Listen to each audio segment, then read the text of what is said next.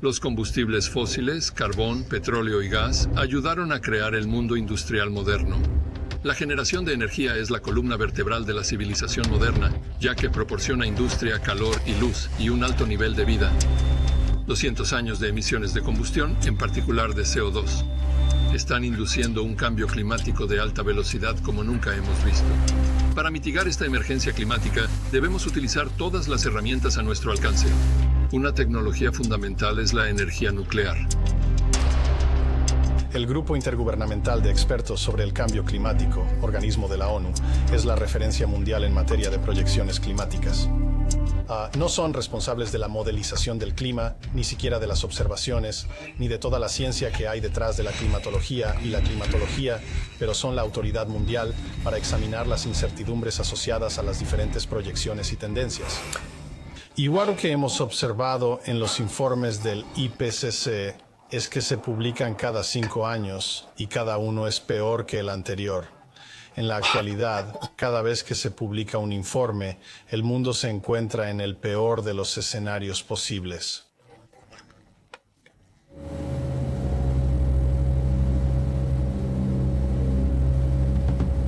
Las observaciones intensivas han revelado una reducción constante de la criosfera y un aumento de la temperatura global. Ahora mismo estamos registrando un aumento medio de 0,2 grados por década, y que oscilan entre 0, 1 y 0,3. Y si seguimos al ritmo actual, que ya llevamos tiempo haciéndolo, alcanzaremos 1,5 grados en 2030 y al menos 3 grados en 2100. Así que la mayoría de los científicos opinan que es prácticamente imposible mantener la temperatura en 2 grados para finales de siglo.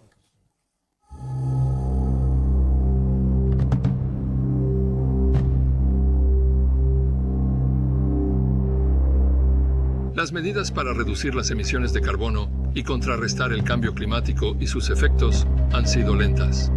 Es de vital importancia y cada día que pasa es más importante, porque no estamos haciendo lo suficiente y con la suficiente antelación, y así ha sido durante bastante tiempo.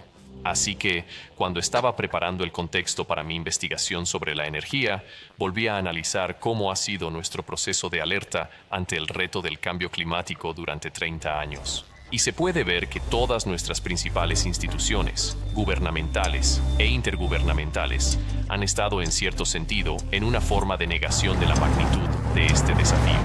Se puede resumir en la necesidad de proporcionar una economía limpia y descarbonizada a un planeta de 10.000 millones de personas con un alto nivel de vida, y no hemos afrontado el reto. Y se nota porque ahora estamos a 415 partes por millón de concentración de CO2. Cuando cambié de opinión sobre la energía nuclear, solo eran 390. Esto es realmente preocupante, así que estamos en camino de cambiar la naturaleza de nuestro clima en este siglo de una manera que realmente va a cambiar la forma en que ocupamos este planeta para que sea mucho más dura y mucho peor. Así que tenemos un gran trabajo por delante y la gente todavía se está dando cuenta de lo difícil que es.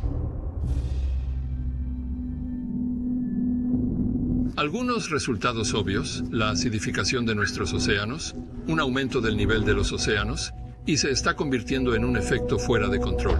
Bueno, es probable que los océanos aumenten entre 0, 2 y 0,5 metros a finales de siglo, aunque eso depende de un modelo de deshielo gradual.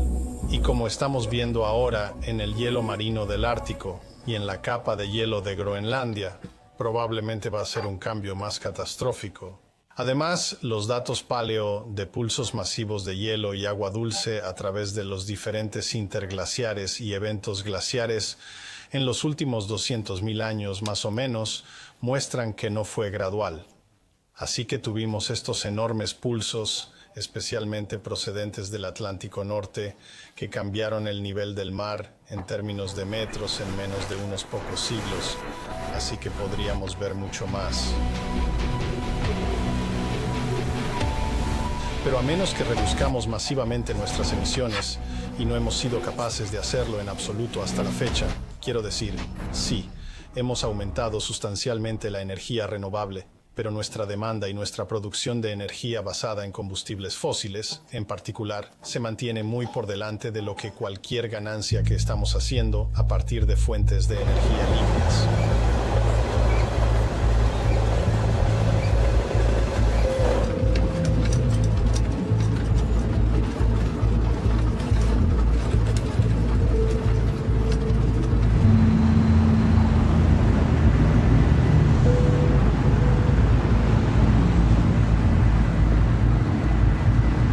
Otra consecuencia de la quema de carbón ha sido la contaminación atmosférica y sus efectos en las poblaciones han sido dramáticos.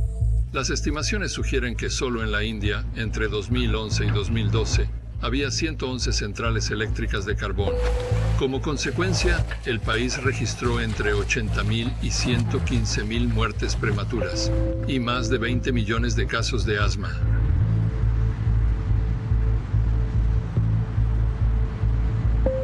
Los humanos no son la única especie amenazada.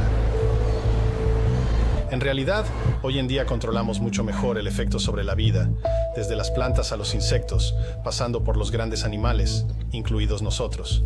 Y eso se debe en parte a mejores predicciones y observaciones de lo que ocurre hoy, pero también al pasado. Lo que sí sabemos, al menos en los últimos ciclos glaciares, que se remontan a varios cientos de miles de años, es que cuando se produjeron los eventos de calentamiento, fue cuando vimos los grandes pulsos de extinción. Así que la pérdida de los mamuts y los tigres dientes de sable y los protodontes en Australia, que en realidad era en la mayoría de los casos sinónimo de un calentamiento, o en el caso de Australia, evento de secado, así como la llegada de los seres humanos. Y así fue, como un golpe de 1-2. Y eso ocurría a veces a lo largo de miles de años. Ahora tenemos una tasa de cambio mucho mayor y hay adaptación hasta cierto punto, pero en las zonas donde el rango térmico es bastante bajo, por ejemplo en los trópicos, a pesar de que es en promedio más alto, la variación es bastante pequeña, una especie de día a día o de estación a estación. Ahí es donde es probable que tengamos las mayores tasas de extinción. Ahora, hemos hecho algunos otros modelos a lo largo de esas líneas que hace que sea aún más aterrador porque la mayoría de los modelos están supeditados a la superación de los umbrales térmicos. Así que esta tolerancia térmica de la especie X, una vez que se supera, la especie se extingue. Y luego miras las tolerancias térmicas específicas de cada especie y calculas cuántas vas a perder. Si lo haces de esa manera, estás mirando alrededor de una pérdida de 5 a 10% a finales de siglo en las proyecciones actuales. Eso es solo por el cambio climático. Eso no incluye nada como la sobreexplotación o la deforestación, las especies invasoras, la contaminación, ni nada por el estilo. Así que esto es solo un añadido.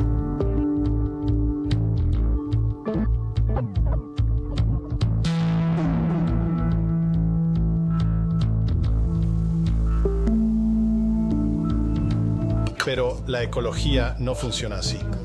Lo que ocurre es que una especie depende de muchas otras. Por ejemplo, es simplemente un polinizador específico para un tipo específico de planta o árbol o algo así, o una flor. Cuando el polinizador se extingue, la planta lo hace. O al revés. O pienso en un depredador y su especialización en una presa concreta. Cuando la presa se extingue, el depredador se extingue. Llamamos a estas cosas cascadas de extinción. Y acabamos de hacer un trabajo el año pasado que mostró que no tener en cuenta estas cascadas de extinción subestima el efecto del cambio climático hasta 10 veces en un escenario de calentamiento. No solo eso, que cuando se trata de romper el sistema, y estos son realmente tierras virtuales que estamos creando, cuando se trata de hacer el peor de los casos para obtener la tasa de extinción más rápida a la aniquilación total, es más o menos imita exactamente lo que está sucediendo con el escenario de calentamiento. Quiero decir, incluso yo que recibe noticias terribles todos los días, estaba absolutamente conmocionado por ese tipo de información. No tenemos ni idea de lo malo que va a ser.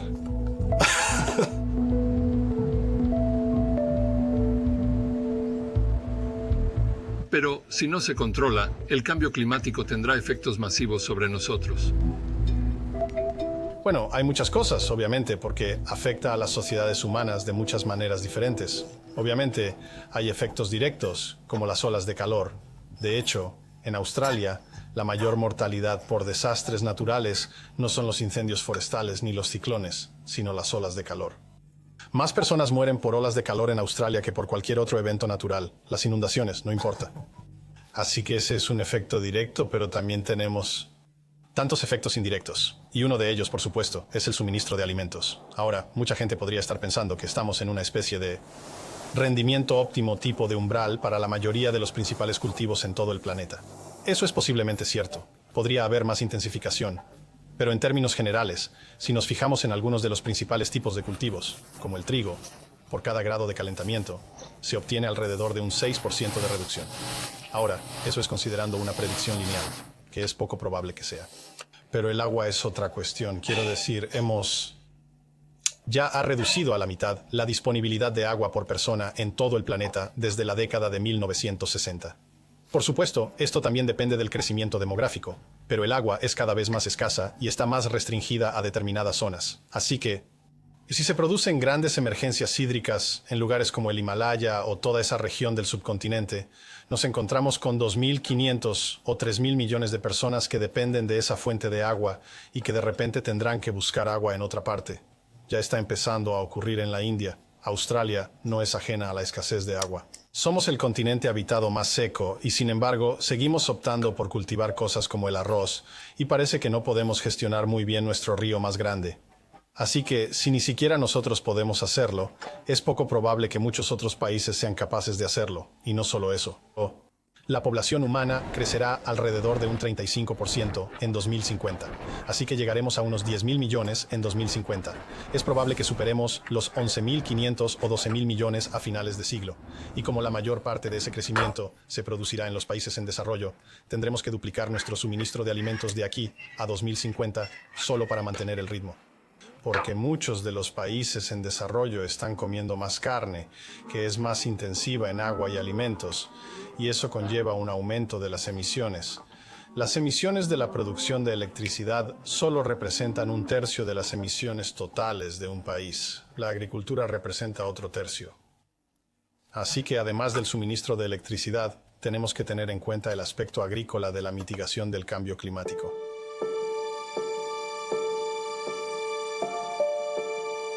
Los científicos e ingenieros están cada año más preocupados. La Iniciativa Nuclear para el Clima fue una idea de la Asociación Nuclear Americana con la Asociación Nuclear Francesa, SFEN. Y fue una idea estupenda que se hizo realidad en 2015 en una conferencia llamada ICAP en Niza, donde delegados de 36 países de todo el mundo firmaron para comprometer a sus sociedades en la búsqueda de la energía nuclear para la reducción del cambio climático. Y eso representaba la adhesión de unos 50.000 científicos de todo el mundo. Y todos firmamos ese acuerdo en nombre de nuestras respectivas sociedades. Y ha demostrado ser un vehículo muy bueno para abordar los problemas del cambio climático en el mundo. No va a haber una bala de plata en la mitigación del cambio climático. Vamos a necesitar todo lo que esté a nuestro alcance, todo el conjunto de soluciones funcionando y desplegadas con cierta urgencia. Pero de las tecnologías que tenemos a nuestra disposición, las tecnologías nucleares como grupo son las que, con diferencia, marcarán la mayor diferencia. Ya tenemos pruebas vivas de que las tecnologías nucleares descarbonizan sectores energéticos enteros para las economías desarrolladas. Esto es crucial y que lo pasemos por alto es angustioso, ya que tenemos este reto ante nosotros. Sabemos que pueden suministrar electricidad y calor para descarbonizar gran parte del sector industrial, que en gran medida funciona con gas y carbón. Los paneles solares y las turbinas eólicas no entran en absoluto en ese sector. Con ese calor y esa energía podemos desalinizar agua, podemos fabricar combustibles, podemos alimentar la producción de alimentos y podemos hacer todas estas cosas a partir de una cantidad muy pequeña de tierra, con una cantidad muy discreta de combustible, con un producto de desecho que permanece totalmente bajo nuestro control. Es una solución extraordinariamente poderosa.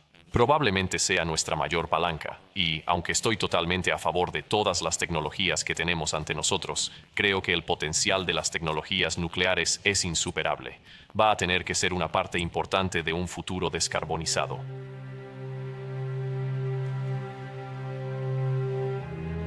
El mundo necesita energía. y los combustibles fósiles tienen que ser sustituidos por energías limpias renovables. ¿No se trata solo del carbón? Tenemos que sustituir los combustibles derivados del petróleo en nuestro parque de vehículos ligeros y en nuestro parque de vehículos pesados. Tenemos que poner más electricidad en nuestros sistemas ferroviarios, no gasóleo. Tenemos que sustituir la fundición de metales por la reducción de hidrógeno en lugar de la reducción de carbono. Así que hay toda una serie de procesos industriales y de transporte que necesitarán más reactores en el futuro y serán reactores diferentes, serán reactores de alta temperatura, capaces de abordar estos procesos industriales. Uno, por ejemplo, como el reactor de energía terrestre que se está desarrollando, que es un tipo de reactor de combustible fundido, un tipo de reactor de sales fundidas. Tienen grandes ventajas porque esos reactores no funcionan a presiones elevadas y funcionan a temperaturas elevadas, pudiendo participar en procesos industriales que necesitan calor elevado. Sí, quiero decir, una de las principales limitaciones de las fuentes limpias no nucleares.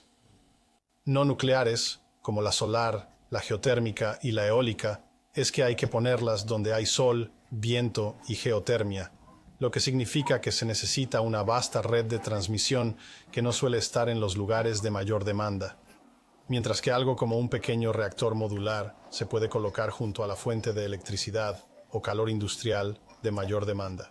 Otra cosa que ofrece la energía nuclear son las temperaturas realmente altas que necesitamos para los procesos industriales y que aún no podemos alcanzar, al menos con las energías renovables. Así que se podrían reducir los costes de transmisión colocándolas en cualquier lugar que se necesiten y eliminando realmente los requisitos de transmisión y la pérdida de energía que se produce al transportarla a largas distancias.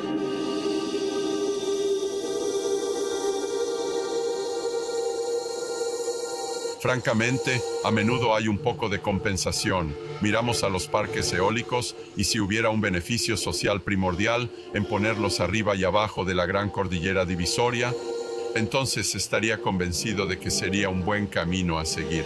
Pero por desgracia, lo que realmente estamos haciendo es industrializar nuestros paisajes, poniendo un montón de almacenamiento de la bomba excesiva, un montón de hidro en las presas, y he participado en algunos de los mayores proyectos hidroeléctricos del mundo en el sistema del Mekong, en Vietnam. Tiene un tremendo coste medioambiental para esos entornos locales, así que parte de mi implicación en este asunto consistió en analizar los verdaderos beneficios ecológicos de los distintos sistemas energéticos. Y volvemos a la huella ambiental, si se quiere, de la nuclear frente a prácticamente cualquier otro sistema de energía. La energía nuclear utiliza muy pocos materiales, puede durar hasta un siglo. Los sistemas, cuando se despliega, tenemos la eólica, que utiliza unas 13 veces más materiales que las centrales nucleares, y la energía fotovoltaica, unas 10 o 13 veces más materiales que un reactor nuclear.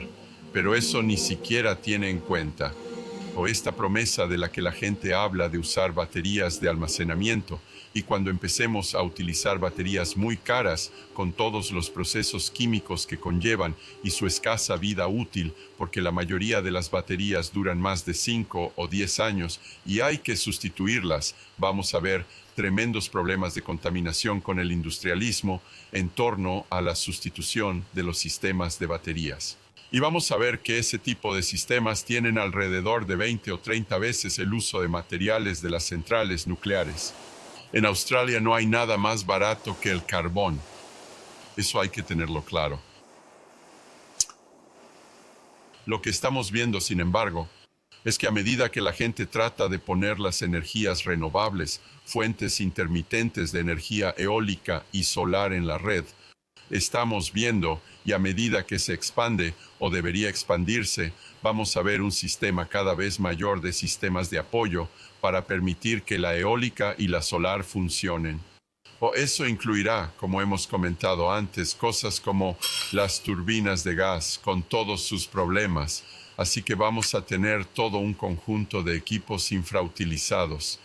La red que se cree en torno a esto tendrá los mismos factores de capacidad que los generadores, aunque se reducirá en torno al 20 o 30%. Tendremos los mismos problemas con los dispositivos de almacenamiento y será el bajo uso medio de todos estos equipos lo que aumentará el coste.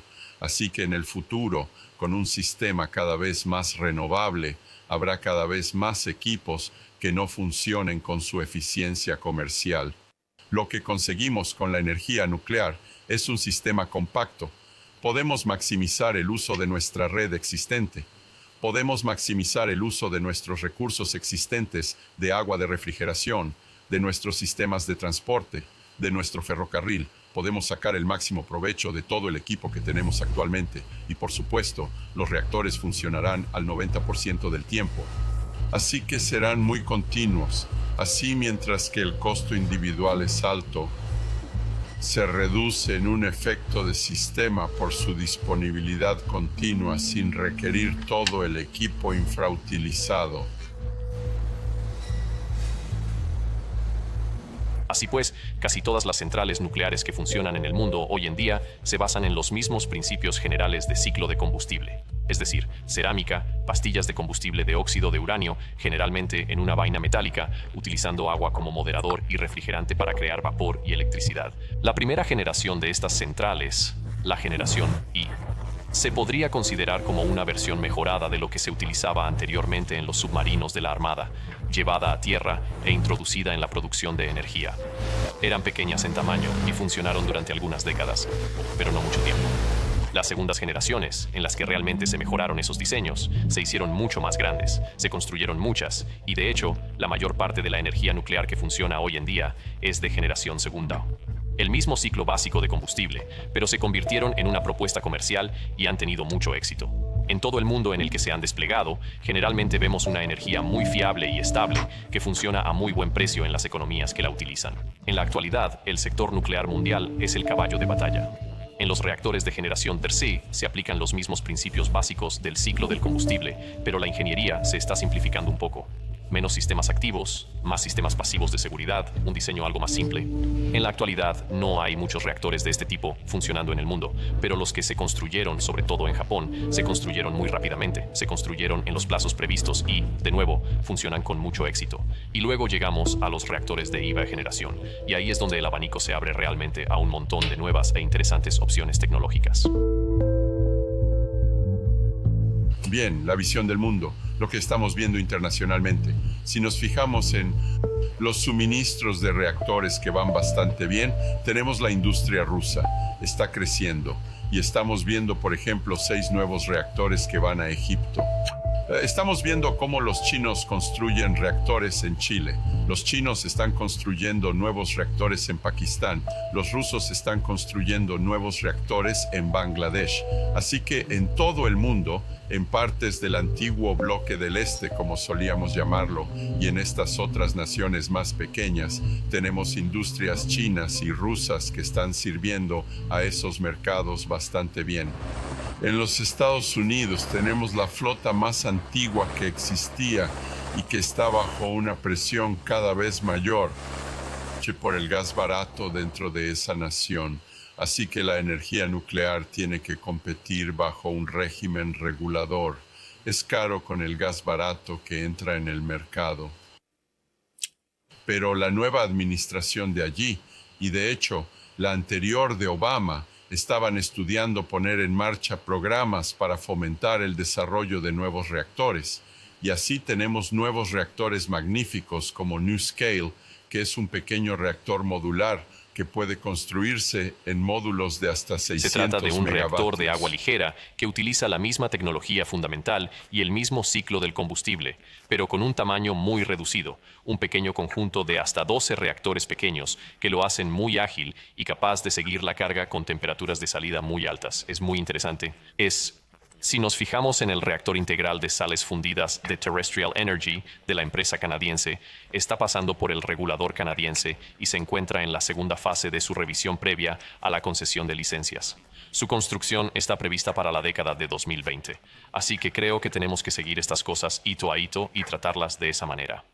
Pero ahora creo que podemos afirmar con seguridad que el resultado hacia el que nos dirigimos en la década de 2020 va a ofrecer a las economías avanzadas que ya no construyen grandes centrales eléctricas una opción muy buena para sustituir los combustibles fósiles existentes y cambiar de forma gradual pero rápida a fuentes de energía limpias.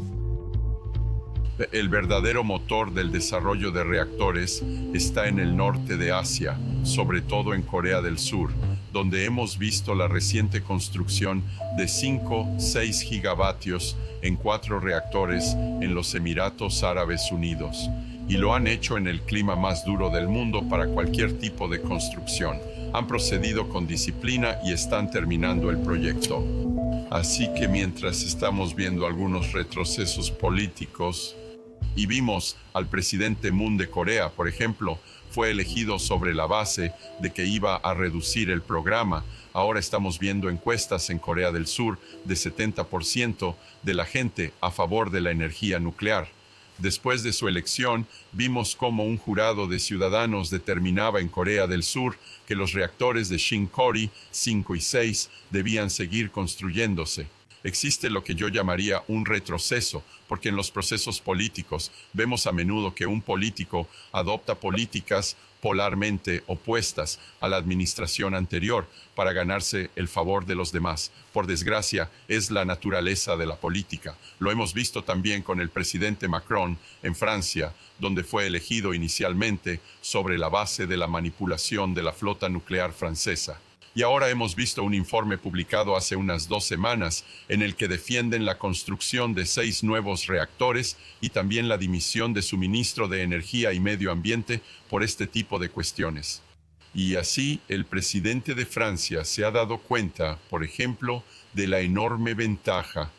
La energía nuclear baja en carbono está en Europa y está contrastando eso con la terrible situación que tienes en Alemania, donde están reduciendo su flota nuclear. Sus emisiones están estancadas. De hecho, incluso pueden estar aumentando ligeramente. Ciertamente no van a cumplir sus objetivos. Ahora están explotando minas de lignito y sus emisiones rondan los 500 gramos por kilovatio hora, mientras que las emisiones francesas se sitúan en torno a los 40, es decir, una 12ª parte de las emisiones alemanas. Y así, en todo el mundo, la gente se reevalúa, sobre todo a raíz de Fukushima. Pero también vemos cambios en la determinación, como ha ocurrido en Taiwán, donde ahora están reconsiderando sus decisiones y están a favor de mantener la energía Alemania nuclear. es el caso clásico de lo que no se debe hacer. La Energiewende fue un fracaso masivo. Quiero decir, actualmente están gastando alrededor de $500 millones para aumentar su transición a las energías renovables, sin reducir realmente sus emisiones, porque decidieron cerrar la nuclear y optaron por el lignito como base o fuente primaria de esa electricidad. Así que no queremos en absoluto hacer lo que está haciendo Alemania. Hay mucha presión en lugares como Japón y Corea del Sur para que hagan lo mismo cuando hay éxitos demostrables como Francia, Suecia, Ontario y Canadá. Y Ontario es realmente el tipo de pastel en el cielo, ejemplo de lo que queremos ser capaces de lograr. Sí, tienen un montón de energía hidroeléctrica también, pero tienen algunas de las emisiones más bajas del planeta en una sociedad muy rica y que funciona bien en el mundo desarrollado que es. Realmente creo el icono al que debemos aspirar. Francia, por ejemplo, es otro ejemplo. Cuando uno piensa en Francia, lo único en lo que piensa es en la gastronomía y el vino. Bueno, no una cosa, varias cosas. Pero en general no pensamos que esa imagen se haya arruinado por el hecho de que sean uno de los países más nuclearizados del planeta. Así que creo que tener ese tipo de demostración de que funciona es exactamente la razón por la que no deberíamos cerrarlos. Deberíamos poner más. Si nos fijamos en lugares como China, India, gran parte de Oriente Medio, están instalando centrales nucleares a un ritmo que nos deja atónitos. Y lo hacen porque lo necesitan. No se puede respirar el aire en algunos de estos países, así que ese es un impulso. El desarrollo y el consumo masivo significa que necesitan mucha electricidad. Si esos países siguen ese camino, nosotros también deberíamos planteárnoslo. En total, hay 450 reactores nucleares en funcionamiento que suministran solo el 10% de la electricidad mundial. Actualmente se están construyendo 50 reactores en 15 países. La mayoría son de diseño pasivo avanzado. Una de las tremendas virtudes de la serie de reactores APR que han desarrollado los coreanos es que AP significa pasivo avanzado. Y lo que hemos visto a través de lo que llamamos reactores de generación 13 y generación 13 Plus es que la capacidad de estos reactores, si sufren una desviación crítica de las operaciones adecuadas, es que sean capaces de apagarse pasivamente sin intervención humana. Sí, también tenemos otras ventajas en esos reactores, como la inyección a presión en el núcleo, así que se puede introducir agua en el reactor o inundar toda la zona del reactor, y eso evitaría problemas como el que ocurrió en Fukushima, por ejemplo.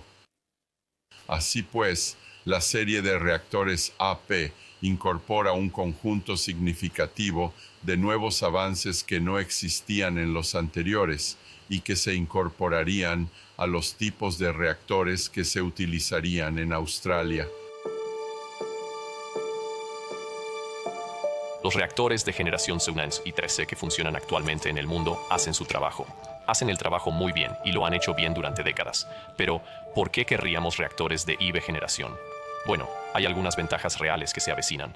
Con algunos de los ciclos de combustible avanzados, se convierten en lo que se conoce como walk-away safe o intrínsecamente seguros, lo que significa que, literalmente, por razones físicas, no pueden sufrir una sobrecarga fuera de control. Así que son efectivamente a prueba de fusión. Incluso si simplemente se apagara todo y se alejara, se mantendrían estables y en calma. Esto ofrece algunas ventajas. Disminuye enormemente el riesgo de los proyectos en cuanto a su emplazamiento, que requieren zonas de planificación de emergencia más pequeñas. Pueden integrarse más cómodamente en entornos industriales. Pueden conectarse más fácilmente a las redes. Los materiales son mucho más ligeros. Muchos de estos diseños funcionan a presión atmosférica. Así que, en lugar de presurizar el agua con mucha fuerza como refrigerante, ya que utilizan refrigerantes avanzados, tienen una estructura mucho más ligera. No hay presión que contenga energía, por lo que se convierten en diseños más sencillos. En mi opinión, lo que necesitamos es que sean más baratos. Es absolutamente esencial que seamos capaces de fabricar centrales nucleares baratas, escalables, de despliegue rápido y con un control de calidad realmente alto. Pasar de un paradigma de construcción a un paradigma de fabricación. Algo parecido a lo que ocurre con los paneles solares, que pueden salir de una fábrica con un control de calidad.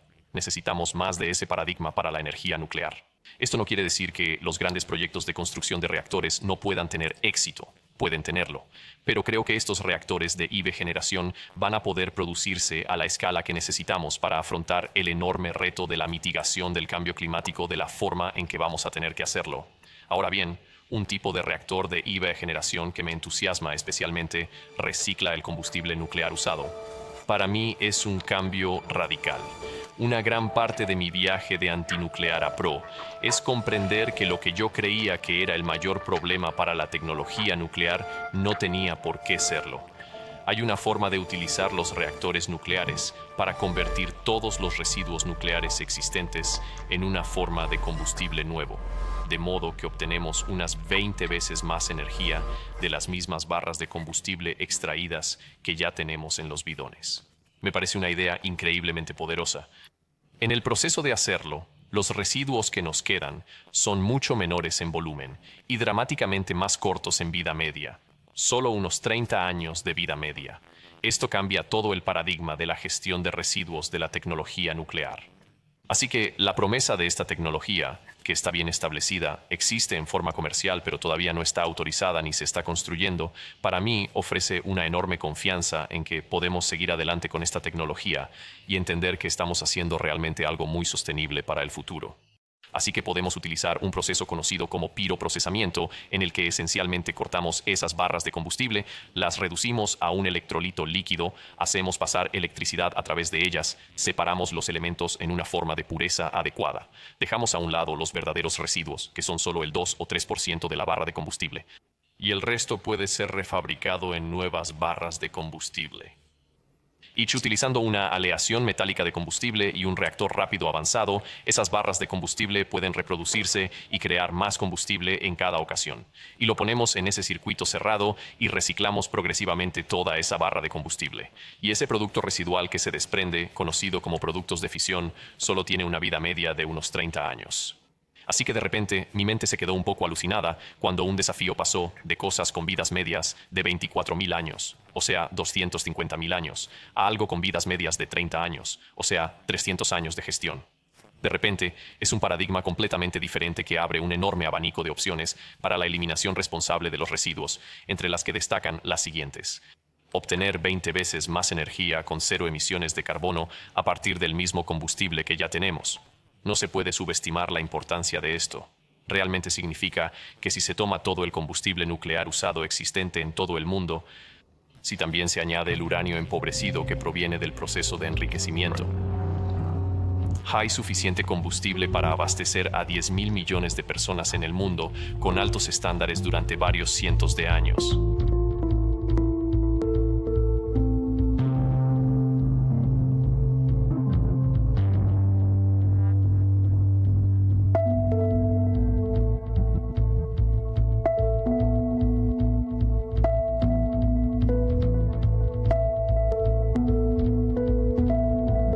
Es un argumento eficaz para llevar a los políticos.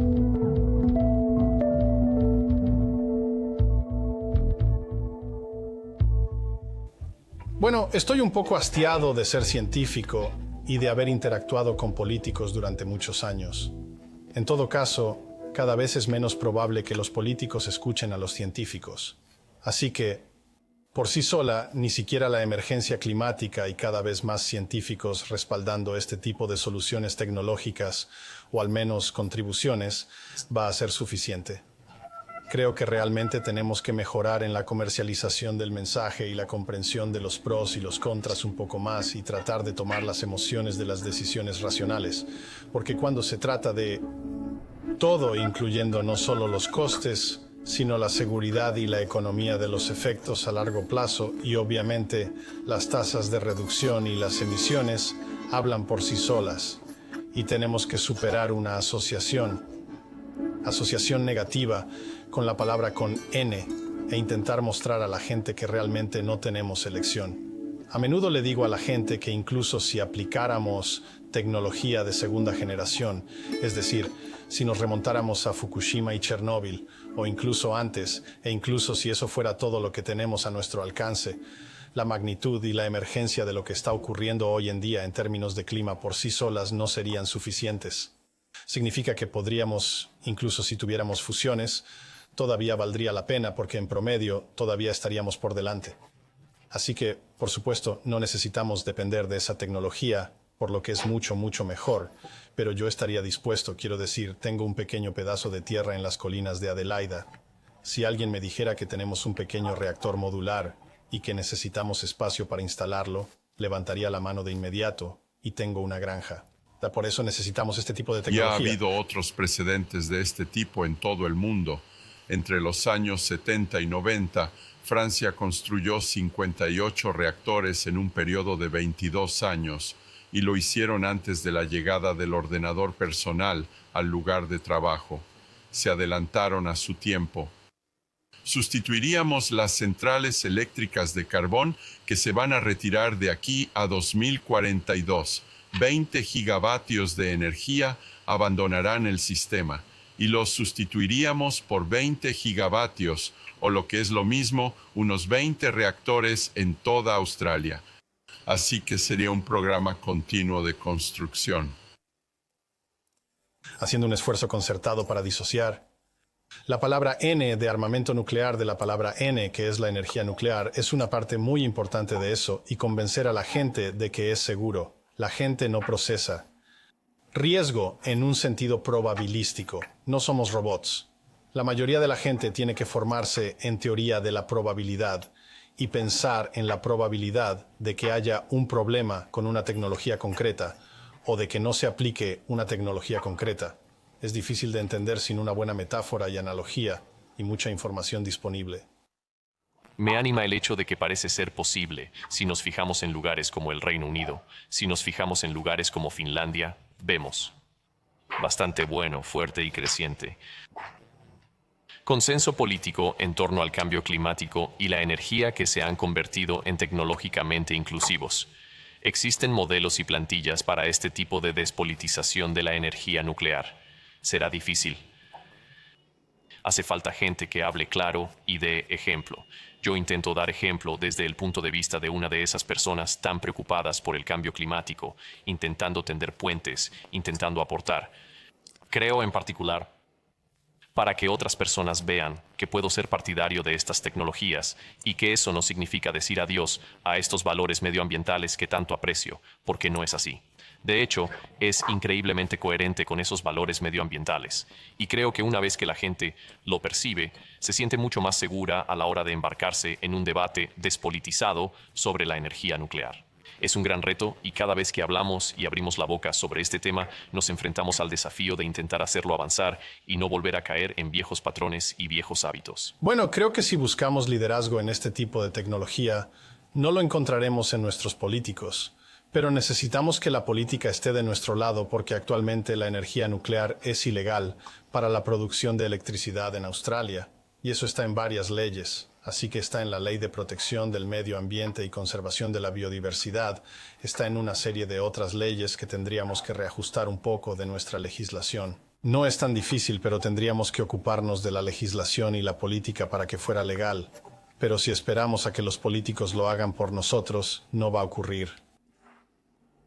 Evidentemente, considero que la generación más joven es la clave de casi todos los problemas medioambientales o de otro tipo que tenemos hoy en día, pero tiene que ser en toda la sociedad.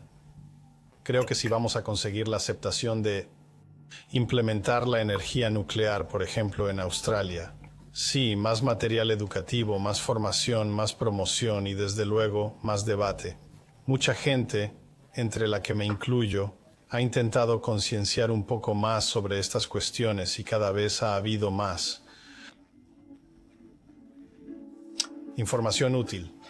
Obviamente, algo como esta película en concreto va a ser útil para la gente y para difundir el mensaje. Está ocurriendo lentamente. No se consigue un cambio cultural en unos pocos años. A menudo se tarda 1 o 2 generaciones. Pero cuanto más material tengamos y más pruebas tengamos es algo estupendo. Supongo que ese es el primer paso.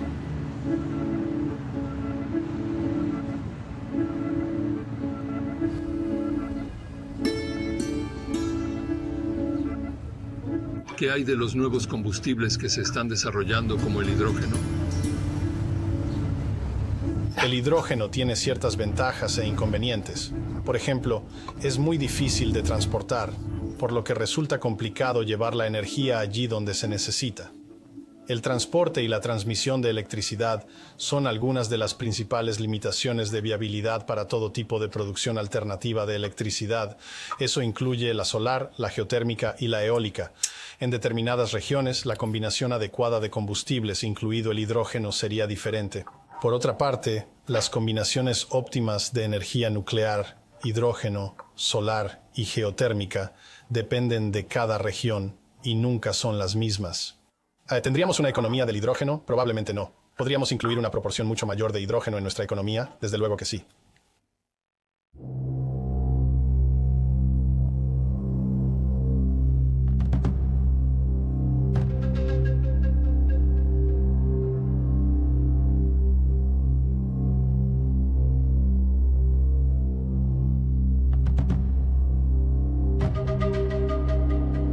¿Y la promesa de la energía de fusión? ETA es un experimento para intentar demostrar que se puede operar y mantener ese plasma durante los periodos de tiempo necesarios para producir energía de fusión. Así que hay varios diseños conceptuales que generarían electricidad de fusión. Hay un diseño europeo de central eléctrica de demostración. China tiene una de la que ya he hablado. Japón también tiene una, al igual que Estados Unidos. Y Corea también tiene un concepto K-demo. Así que la idea de ETA es generar la información científica que es necesaria para operar y controlar, que de manera estable, una planta de energía de fusión. Cuando hablo de operar y controlar la ETA, me refiero a que nunca antes hemos operado una máquina en una configuración de plasma ardiente. Así que realmente necesitamos explorar y entender si o no la máquina funcionará en estado estacionario, si los alfas permanecerán lo suficientemente confinados para extraer, si para producir un plasma autocalentable, si el plasma será o no estable durante un periodo de tiempo suficiente para producir energía. Así que primero tenemos que responder a todas estas preguntas científicas. Pero paralelamente existen planes conceptuales para construir centrales eléctricas de demostración y la escala de tiempo para esa evolución. Aquí, si nos fijamos en las distintas hojas de ruta, la ETA estará más o menos operativa, produciendo plasmas de alto rendimiento a mediados de la década de 2030. Existen conceptos para desarrollar o desplegar centrales eléctricas de demostración a mediados de la década de 2040 o alrededor de 2040. Estos plazos nos obligan a seguir desarrollando nuestros recursos energéticos renovables, a seguir desplegando la energía eólica y la energía solar, a seguir utilizando las tecnologías nucleares comerciales existentes, a seguir abriendo y explotando las centrales nucleares existentes, a prolongar su vida útil, a mantener nuestro parque actual de energías limpias para reducir al máximo las emisiones de carbono. El tiempo de esperar a que la cosa venga a salvarnos ya pasó. Tenemos que utilizar todo lo que tenemos ahora mismo. Los diseños que se están comercializando hoy en día, basados en ciclos avanzados de combustible nuclear pero no en la fusión, prometen mejoras realmente importantes en lo que ya es una solución excelente. Deberíamos ponerla en práctica. Y recordemos que es realmente a través de ese sector de la energía nuclear sano y fuerte, a través de esa cadena alimentaria, si se quiere, se apoya más la investigación nuclear avanzada en todos los aspectos. Si queremos ver la fusión en el futuro, estupendo, pues tengamos un sector nuclear sano hoy mientras descarbonizamos, pero sobre todo no pongamos en riesgo nuestro clima esperando una solución perfecta. Ya tenemos lo que necesitamos y es hora de ponerlo en práctica.